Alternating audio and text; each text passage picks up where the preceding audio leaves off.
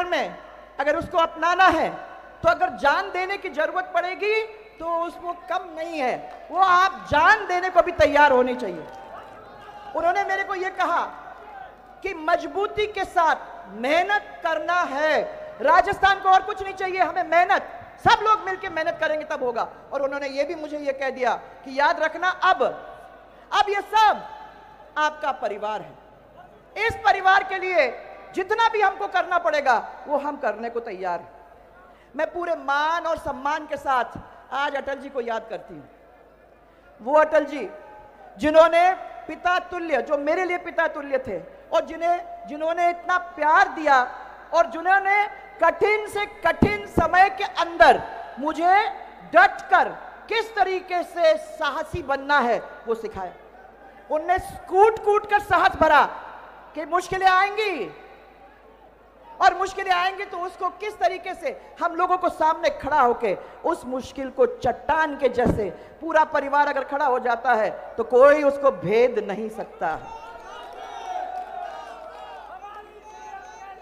मैं याद करना चाहूंगी आज श्रद्धेय भैरव सिंह जी को, वो श्रद्धेय भैरव सिंह जी जो मेरे राजनीतिक गुरु थे, जिन्होंने अपने आत्मविश्वास से मुझे सींचा और जिन्होंने राजनीति का पहाड़ा सिखाया मुझे, नहीं तो आज मैं यहां आप लोगों के बीच में खड़ी नहीं हो सकती। राजमाता साहब ने कहा दिल से काम करो, और भैरव सिंह जी ने समझाया कि उस दिल के साथ जब तक दिमाग नहीं लगाओगे तो वो काम हो ही नहीं सकता। दिल और दिमाग इस चीज को लेके जब जनता के बीच में उतरोगे और जनता इसमें आपके साथ जुड़ोगी तो कोई भी इस बीच के अंदर नहीं आ सकता है। और अगर उसका पेपर लीक हो जाता है और उसकी जीवन बैंक की मेहनत खत्म हो जाती है तो समझो उनके दिल पर क्या गुजरती है, आप उसको समझ अच्छी तरह से सकते हो। इस सरकार ने एक बार नहीं भाइयों, 20 बार यह काम आपको करके दिखाया है। सरकारी भर्तियों की पारदर्शिता तो बिल्कुल तितर बितर हो गई है, आप लोग अच्छी तरह से जानते हो। युवा बेरोजगार याचक बनकर न्याय मांग रहा है सरकार के सामने हाथ जोड़कर, और सरकार उसका कुछ नहीं कर रही है। मास्टरमाइंड कौन है हम सब जानते हैं, सरकार भी जानती है, परंतु उसको कोई पकड़ नहीं रहा है। ऊपर से मुख्यमंत्री ये कहते हैं कि 3.5 लाख लोगों को हमने नौकरी दी है। सरकारी नौकरी उनने दी है क्या? अरे हम कह रहे हैं कि अगर ये सच है तो उनका नाम और पता सरकारी वेबसाइट पर क्यों नहीं डालते? जिस तरीके से हमने डाला था उस तरीके से अगर ये डाल देंगे तो सबको पता चल जाएगा कि 1 लाख तक भी नौकरियां 1 लाख तक भी नहीं मिली है आज तक। आज भाइयों राष्ट्रीय सुरक्षा दिवस है, मजाक है? राष्ट्रीय सुरक्षा दिवस 4.5 साल ऐसे हो गए, सरकार को तो हमने झेला ही झेला है, और कोई ये सरकार के अंदर किसी भी तरीके से सुरक्षित नहीं है। न महिला सुरक्षित, न दलित सुरक्षित, न व्यापारी सुरक्षित, न किसान सुरक्षित, न आम जन सुरक्षित। एक तरफ मोदी जी की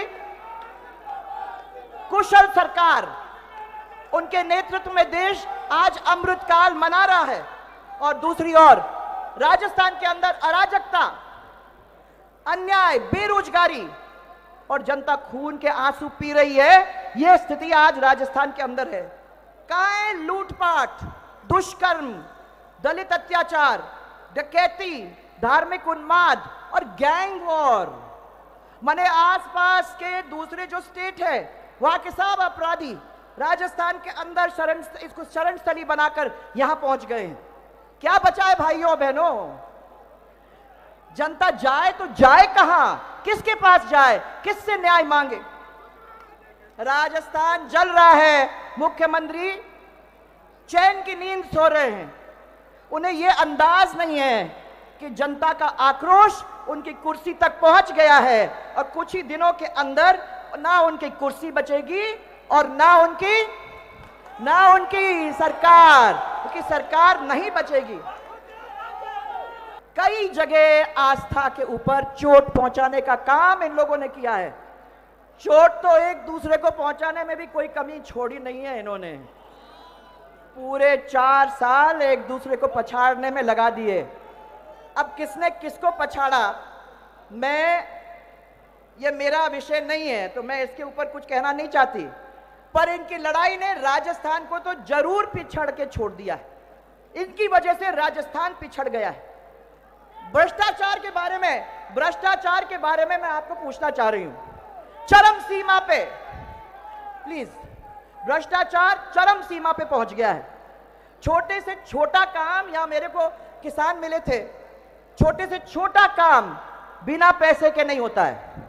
हर आदमी के पास, किसी भी अफसर में जाओ, किसी भी दफ्तर में जाओ, कि पेपर लेने की जरूरत है, कोर्ट में जाने की जरूरत है, कहीं भी आपको छोटे छोटे काम की जरूरत है, वहां आपको बिना पैसे के कोई काम होता नहीं है।